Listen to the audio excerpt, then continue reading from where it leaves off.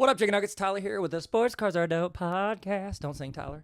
And today we're talking to, I'm going to interview. This is our first ever full long interview. I've done some short interviews. This is the Real 27 guy. He's super dope. I'm still chopping them up. But this is like a full on interview with the dude. His name's Sean at OnCard Autographs. And he is like, what he does to make money, his side hustle is taking in group submissions for autographs, meeting with the player, and then them signing all those autos. So he's got a lot of great advice for people that are going to get an individual auto, some interactions with like GOAT players that you know, you love, you probably collect. He talks about the nicest players he's ever met. So really great auto.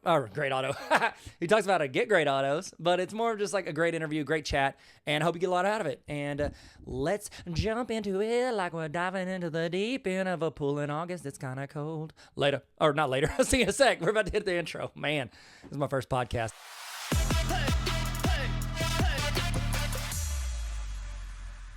I have the distinct privilege of getting the chance to chat with, are you still 19?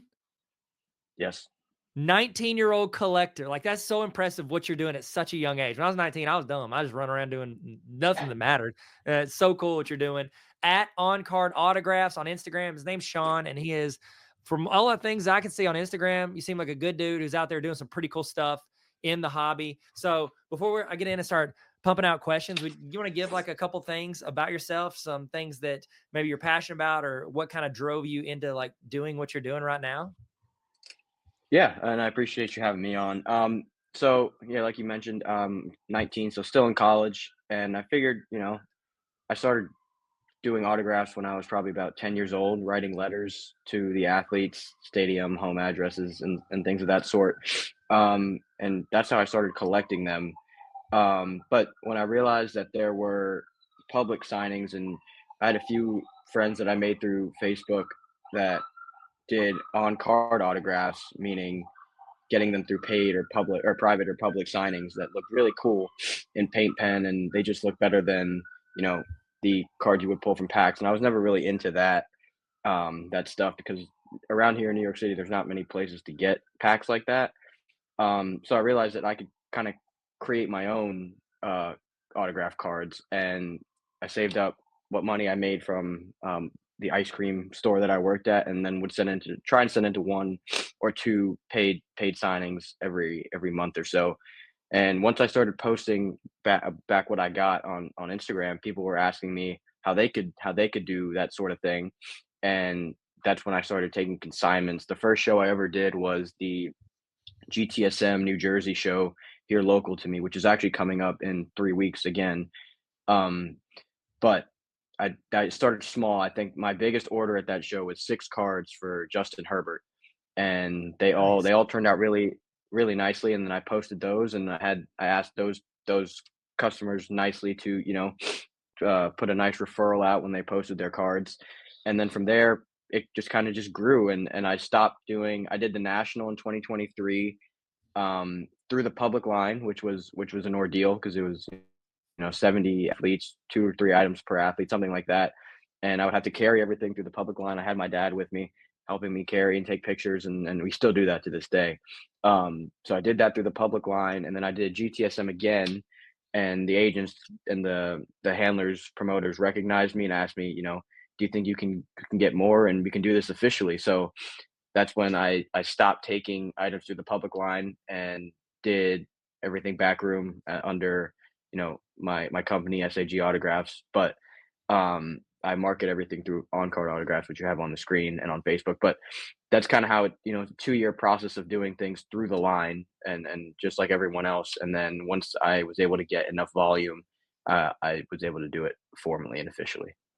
That is so cool, man. And it sounds like to me like it just snowballed. As you started doing it, it's Mhm. kind of, you just built up the reputation, and then people invited you into Yeah, certain rooms, and you were like, yeah, and you took advantage of that. That's so cool. And that's honestly a lot of business. Like, that's what you do. In any business, you stick around, you do it the right way, and then hopefully the right people see that, and then you start getting invited in the other rooms, keep doing it. So that's incredible. exactly. So what is that? Just before I get into like some of the more nuanced questions, I'd love to know, what is that process now that you are in the back room? And I think the one I saw that I was like, man, I would love to hear how you do this. Like, you had the video, and it was like Larry Bird, I believe, Larry Bird signing, correct? And you Yep. just had his stuff just all out through there. And I'm guessing some of it people sent you. I'm guessing you go on and buy some things. So like you don't. It's literally all Nope. consignment. Yep.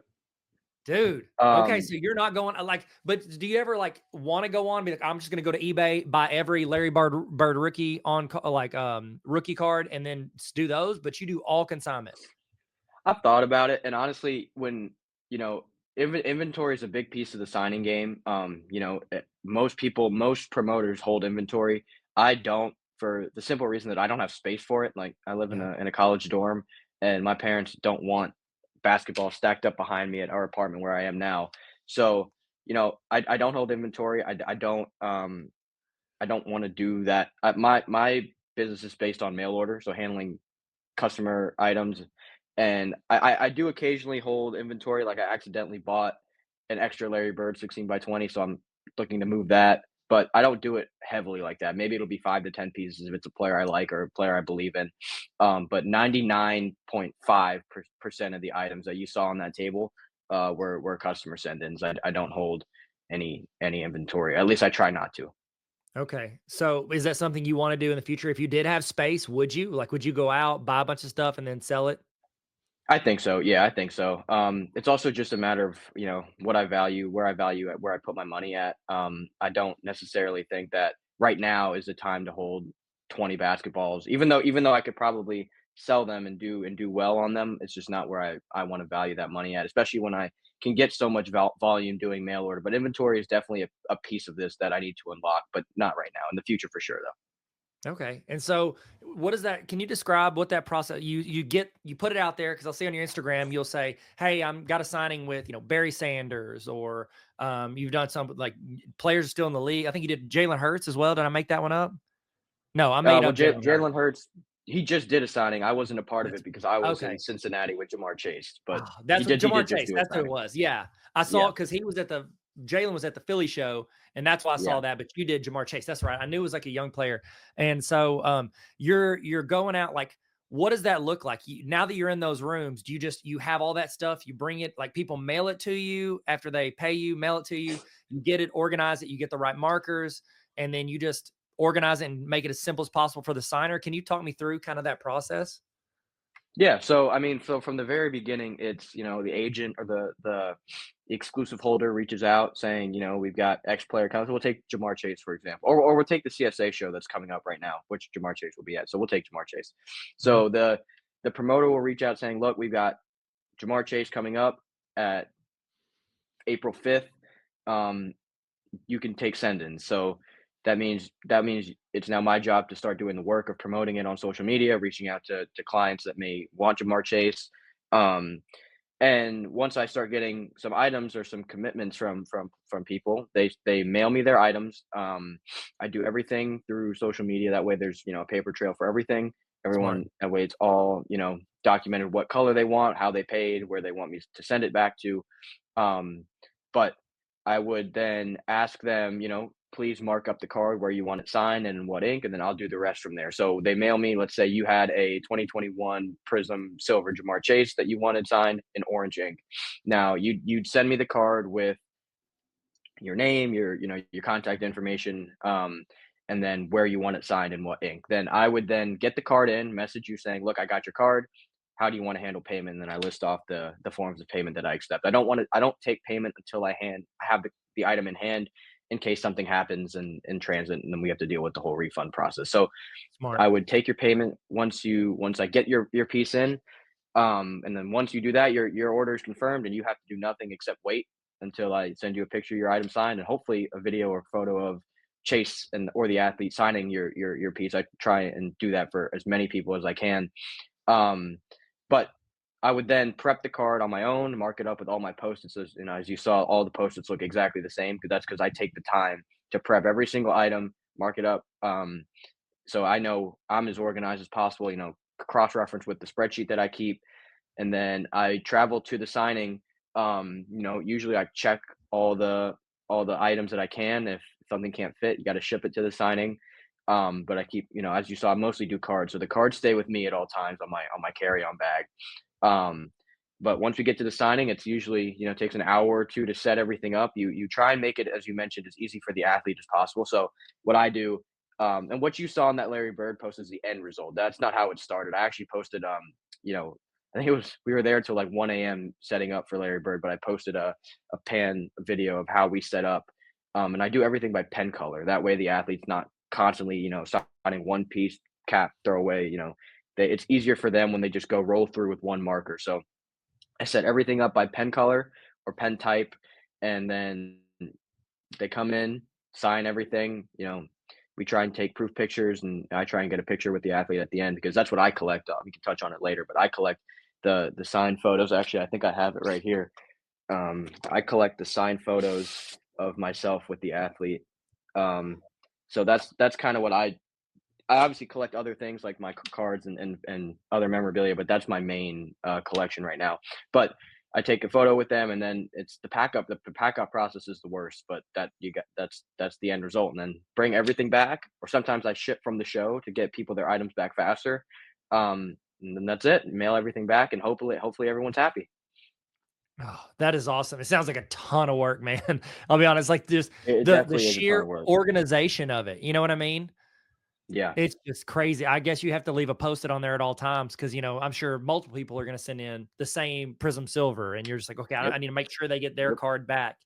Oh, that seems like a lot, but hopefully, obviously, it's profitable and worth it to you, which is awesome, especially as a Yeah. 19-year-old kid just grinding and putting this out there. That's super cool, man.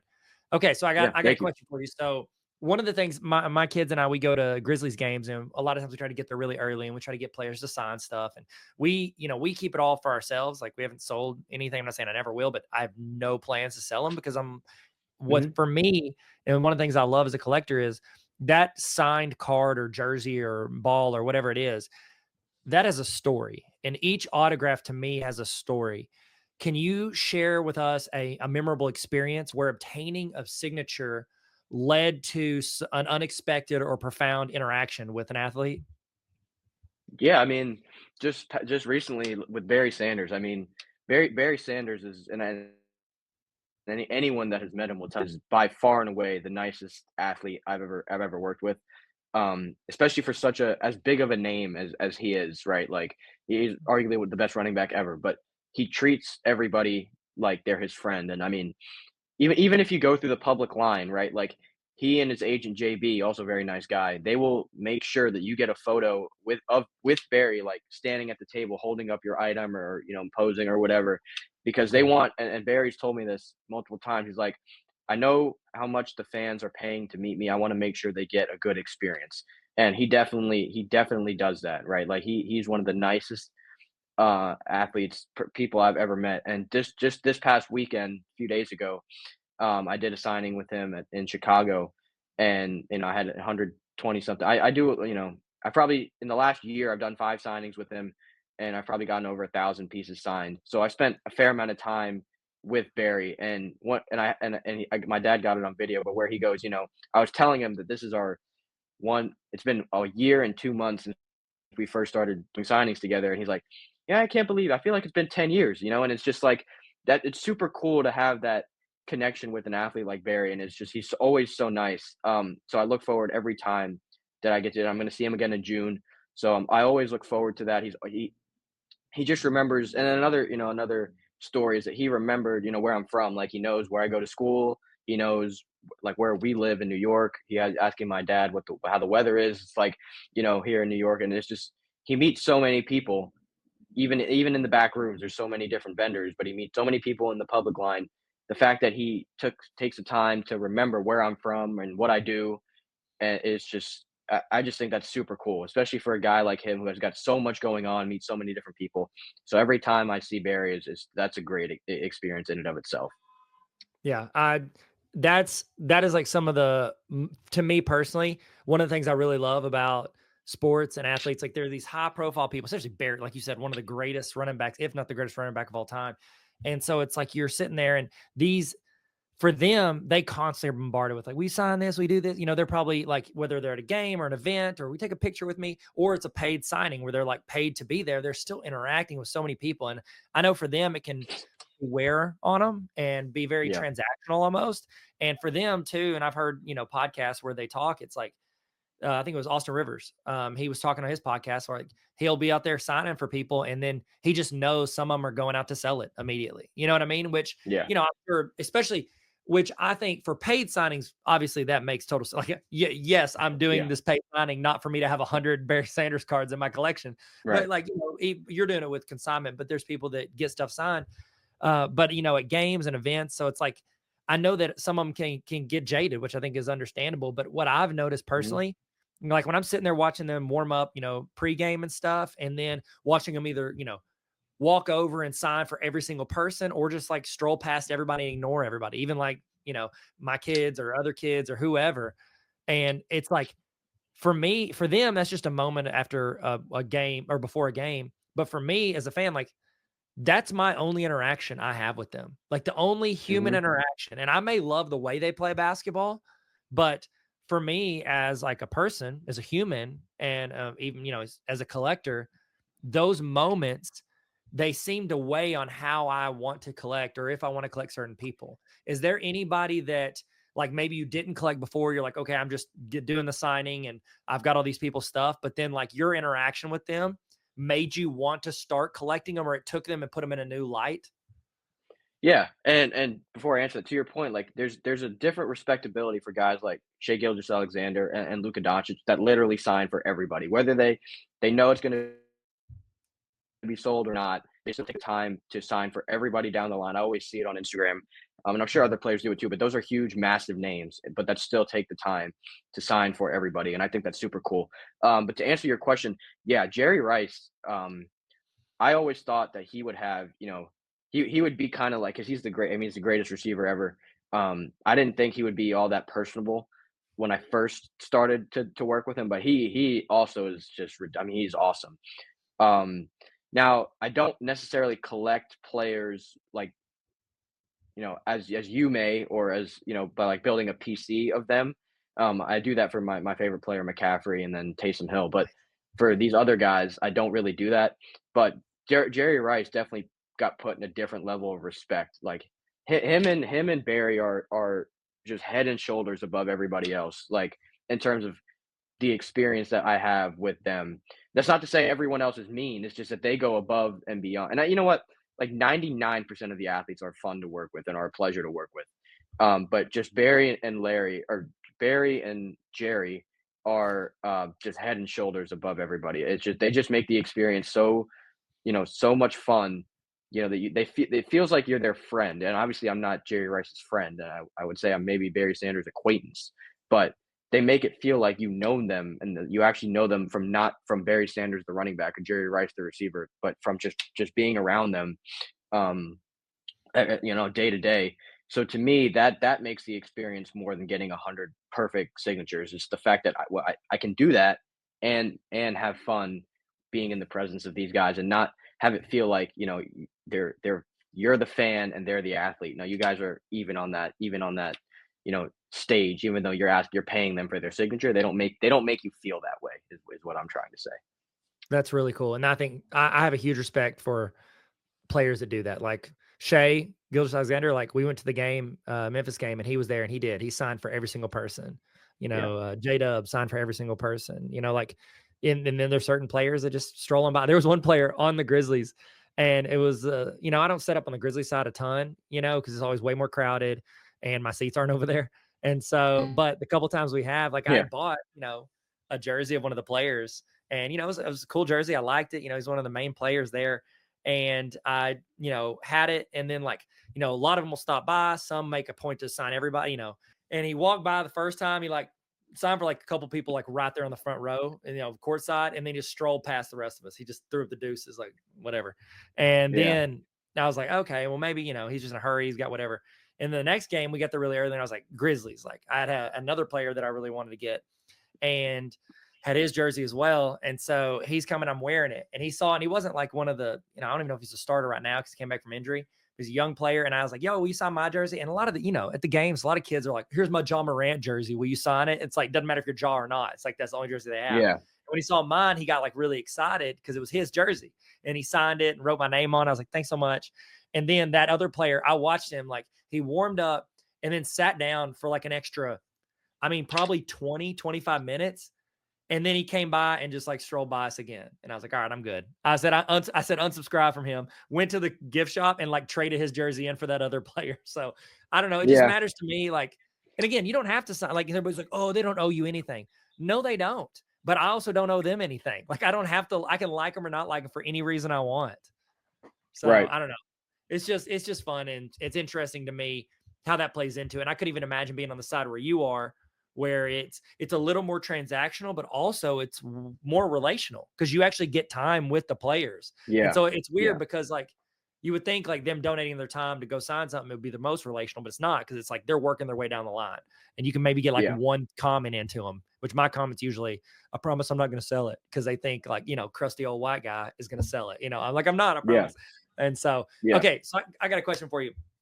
So in an era where we see more and more digital collectibles and even like player exclusivity signings gaining traction, how do you see the future of traditional autograph collecting? And have you noticed any shifts in collector preferences or challenges in maintaining maybe its authenticity, maybe it's just even getting a signature?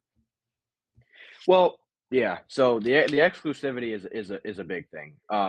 But the other part is the other part is you know the norms of how people collect are shifting. Like right back in the day, getting a rookie card signed was a crime, right? And now that's the big ticket item. So much Yeah. so that they're being upcharged at plenty of signings, right? There's a whole separate category for rookie cards. So that's definitely the biggest shift that I've seen. Granted, I wasn't alive when that whole thing was not, you're if you get a rookie card signed, you've done something wrong. But that was the and some people still do believe in that. Um, and the market would say otherwise, but that people can believe what they want to believe. They don't have to do anything. But the player exclusivity part is a big deal. It's a very big deal for in my line of work because you know Fanatics owns the exclusive for a ton of big name athletes, right? Like at the upcoming CSA show, for example, they got Puka Nakua, CeeDee Lamb, Micah Parsons, Xavier Worthy, and Brian Thomas Jr. And they will only sign cards for the public line, meaning I can't take send-ins for cards. Now, that's my specialty is cards. Like that 95% of my send-ins are all cards. And Yeah. the fact that I can't take cards on send-ins is frustrating because that limits my potential profit, but it also limits what collectors can get. Because if they can't attend the show in Virginia because they're in Kansas or something, or they're in LA or Dallas, right? They can't get their card signed unless they know somebody going through the line to go take it to get signed. So the player exclusivity thing is a big deal. It can get frustrating. I understand why Fanatics does it because they want to control the market on their athletes, which is that's perfectly fine. I mean, that's how business. That's how they're going to capitalize, right? They own the rights to their athletes. They want to capitalize on. That's fair. It just makes the trickle down effect is not pleasant for us. But they are, to their credit, loosening up the restrictions. They're retired athletes, the Fanatics exclusives that are retired, they are allowed to sign cards again and for us in the back room. So Cal Ripken, Ozzie Smith, Johnny Bench, those guys, Joe Montana. So they're slowly starting to move back towards where it was a few years ago.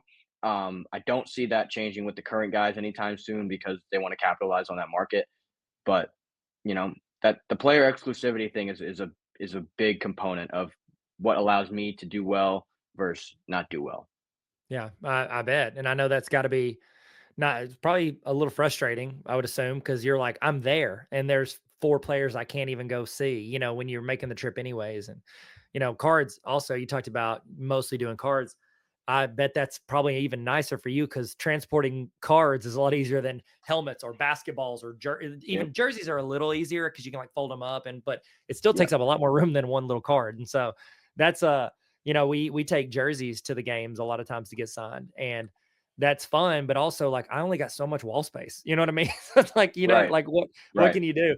And so here's another thought. Over the years, over the years, how have you seen, like, or not over the years, but like since you've been doing this, how have you seen the collector community evolve? Are there any trends or changes in collector behavior that have surprised you? I know you mentioned the rookie cards, but have you seen any other changes or trends?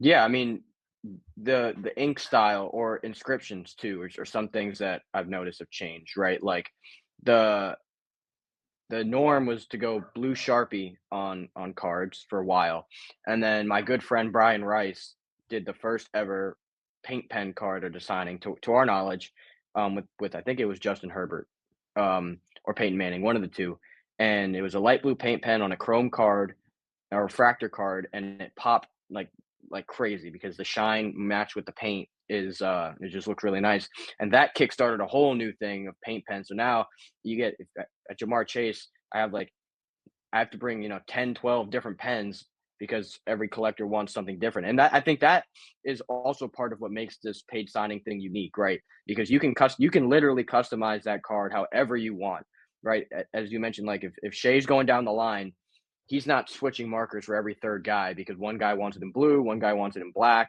this guy wants it in Sharpie, this guy doesn't. At the paid signing, that's the beauty of a paid signing. You can customize your item however you want in terms of pen color, location, anything.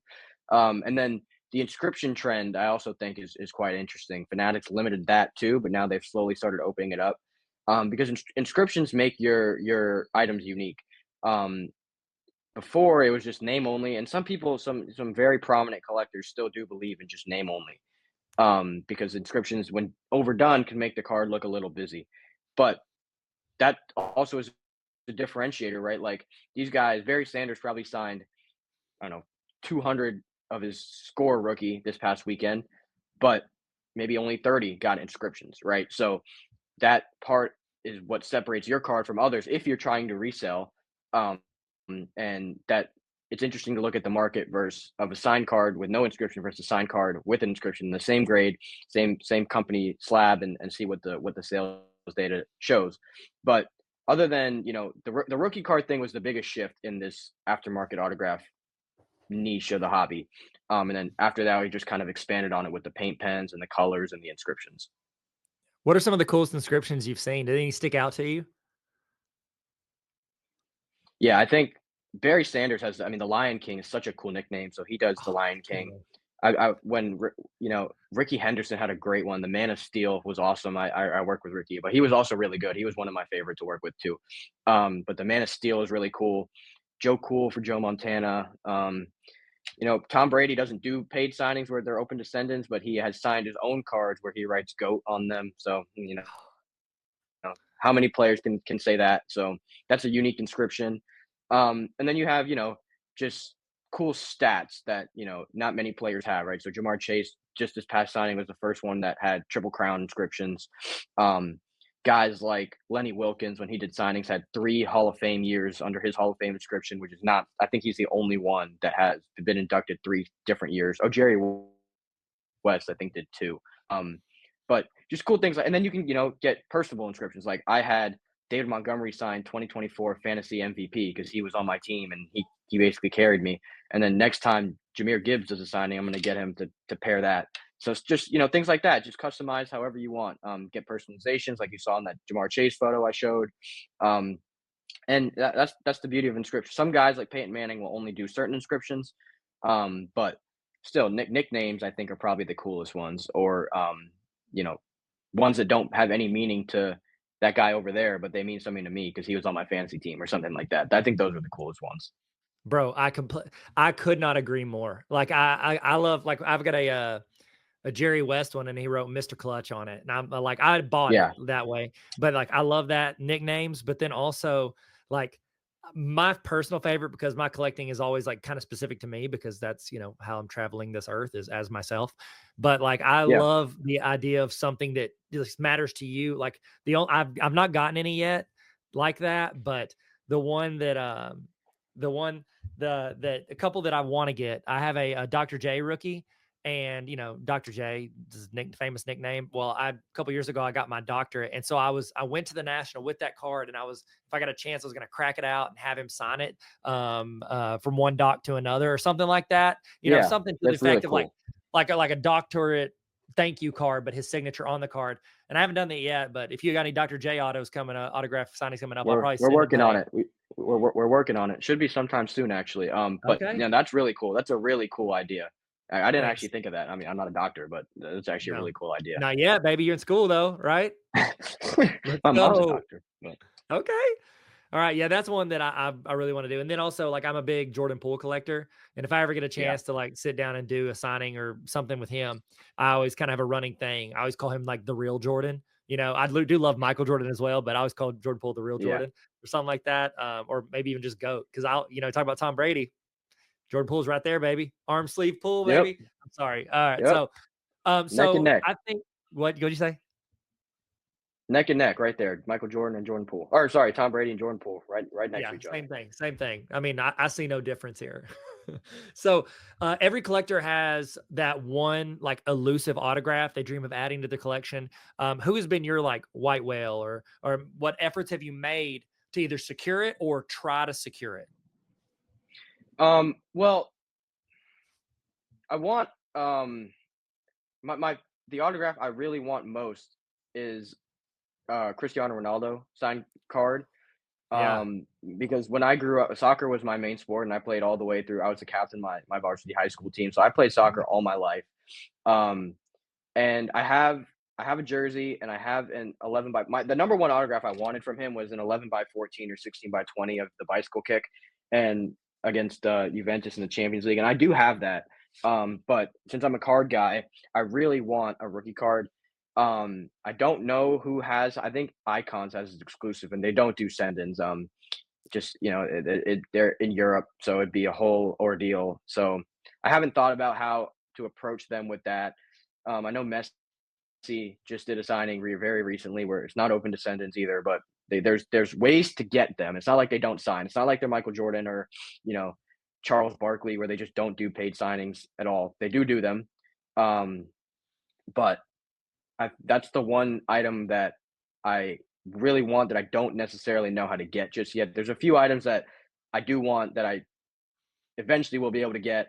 Um, just waiting on the player to do a signing. The guys like McCaffrey. McCaffrey's a Fanatic exclusive, but he's my favorite player, so I've got a bunch of stuff waiting on him. Taysom Hill, he did a signing that I was in school for, so I wasn't able to get my items in. But guys like that. But Ronaldo, I think, would be the one that I really do want, and will try and use any avenue that I can find. But it'll be tough. The tricky thing with him is that we know he signs because there's always new inventory coming out, and that's the frustrating part is we know he signs, right? It's just that we can't send in our items. It's not like Jordan, who we know doesn't sign, or Barkley, who doesn't sign. Um, but so I think I can do it, and at some point, I do really want to meet him though, but that's not going to happen. So I do want that rookie card signed for sure.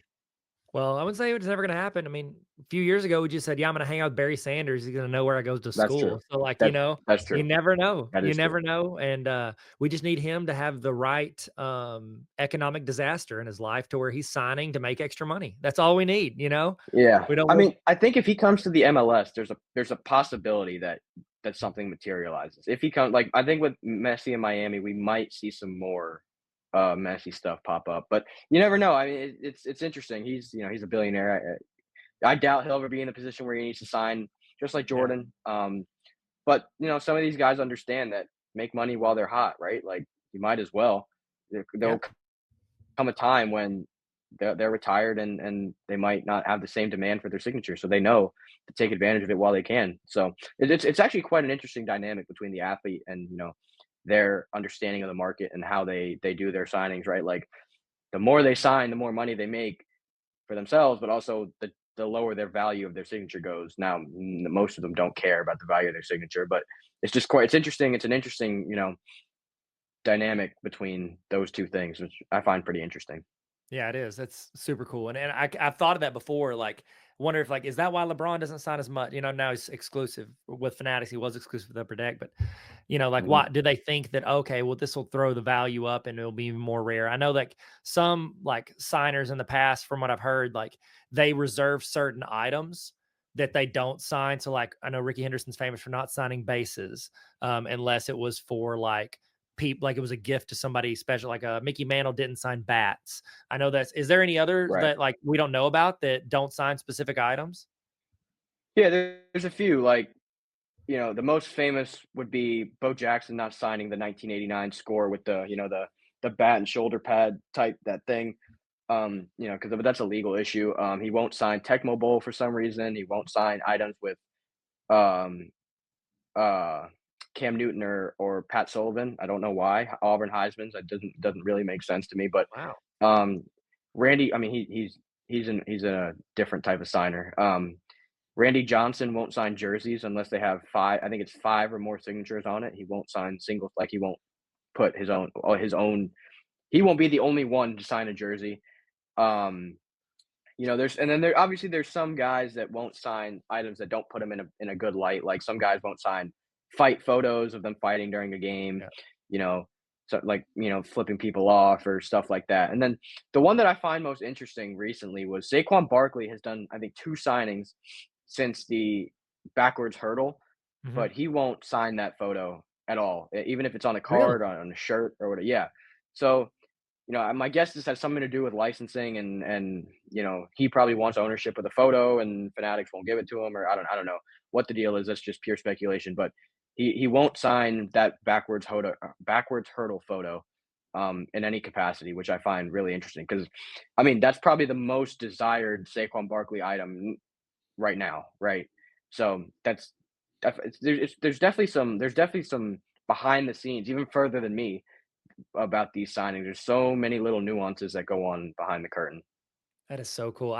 It's wild, but I get why certain. I mean, obviously the copyright thing, but then also like I can see them. That might be the way around. Like, oh, if I sign a bunch, I'll make more money, but then my autograph isn't worth as much. But then, like signing like specific items, once the community knows, like, oh, that's a real grail for their autograph, like it adds almost tiers to their autographs, which is super cool. Yeah, I So, mean, if you look at sales data of that Bo Jackson card when he did sign them, they're a lot. I think it's four figures on that card slab, oh wow, of him signing when any, or of the bat and shoulders cards, when random cards of his go for 100 $125. That card has a big premium, and it makes sense too, right? Like, supply and demand. There's a lot of demand for that card, and I don't know the pop report off the top of my head, but I can't imagine it's more than 100.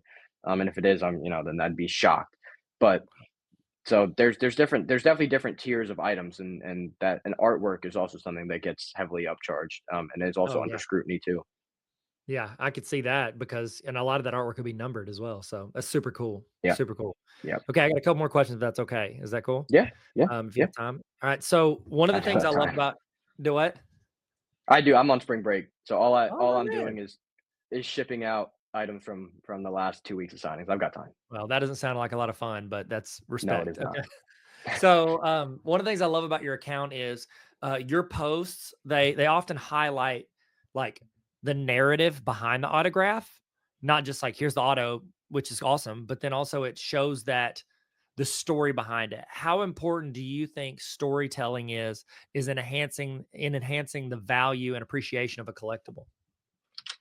I mean, I think that's one of the most important pieces, right? Because especially if it's a little different for when you're doing mail in, right? Like, because you don't have any affiliation with the actual signing of the card or the item. But the story is the most important when it's either in person at, like, a game, like what you do, or if you go to a show and wait in the line and go to talk to your favorite athlete. To me, that's the best scenario that you can get. I get that waiting in the line is not fun. That's how I started. I know it's not fun, but Mhm. when you finally do get to meet even if it's for a few seconds, just the fact that you're there with them signing your item with your own eyes, right?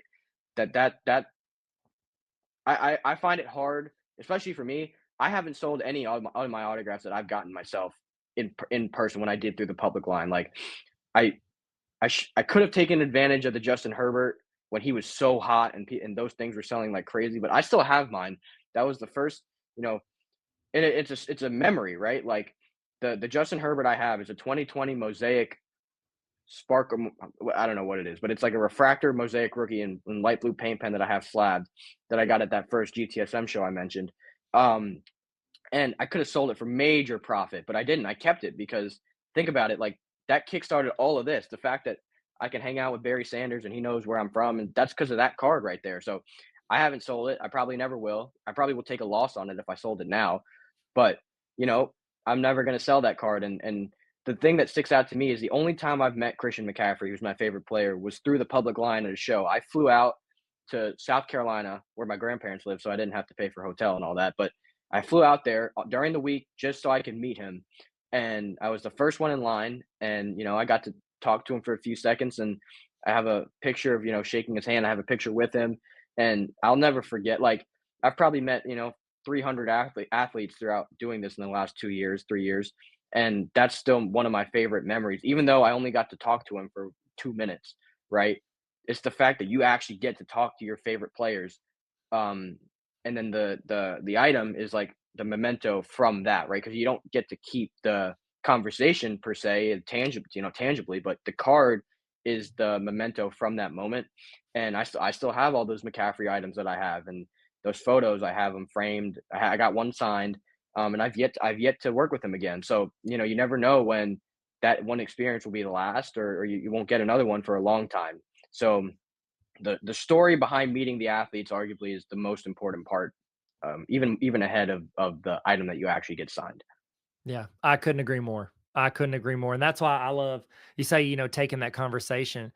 I make a lot of social media videos, and my sports card stuff is just kind of something I do for fun on the side. It's not like my main job, and it's just we make when we go to the games and we go interact with players. We film so much and used to, I do my phone, but I know players got to be sick of that. Hey, what's up? Yeah, So used to that. yeah, So I got those meta glasses, and now I'll like hit record, and it's in some ways it's better because then I don't have to think about it because there were so many times those first few games I'd forget to get my phone out or like whenever yeah, Jordan Poole came up to talk to us, like my phone is like filming the ground because I'm now having a conversation. But with the glasses, I can just click and then for a minute it'll just record the video, and that's usually all those interactions are much less than a minute, and so it's like. But then also, if they look up at me, it looks weird. Like Kevin Durant, he was coming out. They never sign when they come out. They always sign when they come back. And he was coming out, and it was just myself, my youngest son, and then like one other dude. And he's walking out, and the other dude like got a high five, and was like, "Fan, put your hand out there, give him, dap him up." And he high fived him, and I put my hand out, and like Katie looks at me, and he looks at me like, dude, what are you doing? Because it's like, it has like a little light on the corner showing that you're recording. yeah, And it's not a secret. That's why they have the light there. So they know, yeah, as long as people know what that light means. But he looked at me like, what are you doing? And I was like, thought I was going to try to get some sort of, like maybe I was going to say something controversial, because people do that to him all the time. So I was just yeah, like, I just yelled easy money because that's his Instagram handle, easy money yeah, sniper. But it's fun. And I love recording those moments because then I can go back and watch that moment, that story. And yeah, it's a fun way to capture yeah. it. And plus I have a terrible memory, so it helps. So, um, I mean, I've thought about. I really did think about getting those meta glasses for my signing, so I could, record like the player signing. But I don't know if they make prescription ones because I definitely need glasses. And that's what my dad comes and he films, so we do that together. And you're exactly right. Like that story I was telling you about Barry Sanders, like that we'd known each other for 10 years. That I posted that on Instagram, and I said, look, like this made my trip right here. Like I got that on film, and I thought that's still one of like probably the coolest interaction I've had since doing this. I mean, you know, and the fact that we got it on film is all the better, right? But you're exactly right. Like these guys don't like it when the camera's like right here, and so we don't do that. My dad steps back, right? We don't film everything because you have to keep in mind like some of these conversations are like we're purposely away from the public, right? Like we're in yeah, our own little sectioned off area, so there's private conversations that go on that they wouldn't want the whole world to be seeing, right? That this is their time to be off. themselves. They're not under the PR spotlight, right? They can just be themselves while they're signing pieces. So there's definitely some aspect of privacy that you have to have at these signings. So we don't record everything. I think there's potential problems with when people record everything, and even if there's no problems, you just don't get their authentic self when Yeah. you're because they got to be on high alert. They don't say anything stupid, right? Um, so that's why I don't have any 30-minute videos of me with Barry Sanders. I have little small snippets, and then the rest is not. They're not filmed. so that we Yeah. can have an authentic conversation about whatever it is that we end up talking about that specific signing, right? So the film, I really did think about those glasses. And I saw your Jordan Poole video, which was super cool. It Oh, was thanks. really cool. Um, but yeah, there's definitely some positives and negatives to filming. You just got to be careful. Yeah, I get that. Now I've, because I've toyed with the idea of like opening up a shop and like, you have people in, and I thought Mhm. like, because authentication's a whole nother thing. Like, do you pay the extra for authentication? And I know you get photos of them with that stuff and they send it into you. Like it's very, backed, and if they want to get that authentication, they can. But like my thing Yeah, was like, I'd probably want to do my own, like, hey, I could have a sticker that has a QR code that goes back to a video that runs the whole time, film signing everything. But you're exactly right. There, I never thought of that. Like they're talking to you as a human, yeah, and they might not want that out there. And so if I did it now, I'd be like, hey, we're going to record this for the signing, but whenever we post the link to it, we won't do any audio. We'll do like just music, it's just something to where yeah, they can feel like they have some unless they want to. And it's like, oh, I don't care, like after they're done signing, like, you want audio or you want to cut it? Cool, no problem. But I could see where it's even with them, like they got to have trust, especially if they don't know yeah, you. yeah, Like Barry Sanders probably trusts you at this point, but like somebody who's yeah, never met you is like, okay, how do this kid's not just going to like throw this up on, TMZ, you know what I mean? Like, so yeah. that would change the dynamic, I would think. So I've that's I've crazy. thought about that QR code idea with the stickers. Yeah. Um, it's just you know there's three main authenticators. Then you have like your exclusive authenticator stickers. Like there's only so many. I don't know if that it would be any different than just sending the picture or the video to the customer, right? Because Yeah. you also don't want so many stickers on your items, right? You just want the one Beckett, the one PSA, the one JSA, or the Yeah. one Jamar Chase Hollow, Schwartz Sports Hollow. Yeah. Um, especially and then with cards, right? People don't put stickers on there, or they primarily don't put stickers on the back of their cards because that affects the grading. So Yeah. with especially with cards, you don't want to do that. Some people do if they keep them in mags when they display really nice that way. Um, Mhm. but to me, the picture and video suffices. But it is a good idea, and it's something I thought about a year or two ago doing that with big signings. But I ultimately decided that you know would it have a higher value above JSA, Beckett, those guys that already do the witness because they're already witness stickers, right? So Yeah. just the witness plus the video or the photo is what I ended up deciding on. But it's a good idea. I did think about that. Smart. So you're on the That's right track. smart. Yeah. Okay. Sweet. Thank you for validating my imaginary card shop Yeah. ideas. No, it's Yeah, it's a great. good idea. So I have one more question for you, if you don't mind. Mhm. For those that are looking to dive into this world of autographs and collecting, or maybe consignment, what advice would you offer to them to help navigate the challenges and the joys of that part of the hobby? Yeah, I mean, definitely do your research on who you're sending to, right? Because for every good promoter, there's probably one bad promoter who, you Mhm. know, my biggest thing. So, and here's something I failed to mention earlier. I started my company because I wanted to do, now that I had the connections and the relationships, I wanted to do everything that I wish was done to me when I was the customer sending it. When I was 16 years old, what did I wish the guy that I sent my, at that point, prized possession to, what did I wish he did for me? So my main thing was communication, right? I wanted to know where my card was, when the signing was, where it is. I mean, where it is. Sometimes you can't say, but when when timeline of this is gonna be laid out, and when you got it signed, does it look good? Do you have a picture? You have when is it gonna be shipped back? Stuff like that. I wanted good communication, and what I found was that sometimes these promoters got so big that they kind of lack that part of the transaction, right? Like you send your card in and hear nothing until it shows up at your door, and that kind of isn't what I wanted. So when I started, I wanted to make sure I always had good communication, which leads to crazy amount of screen time hours. But it is what it is. Like kind of that's kind of the trade off because I want to make sure everyone's comfortable when they send their pieces to me. So, that advice would be make sure you know who you're sending to. Do they have a good track record? Um, are they communicative? Um, do they have good results? Like, are their paint pen coming out nicely, or are they coming out smudged or bleeding and stuff like that?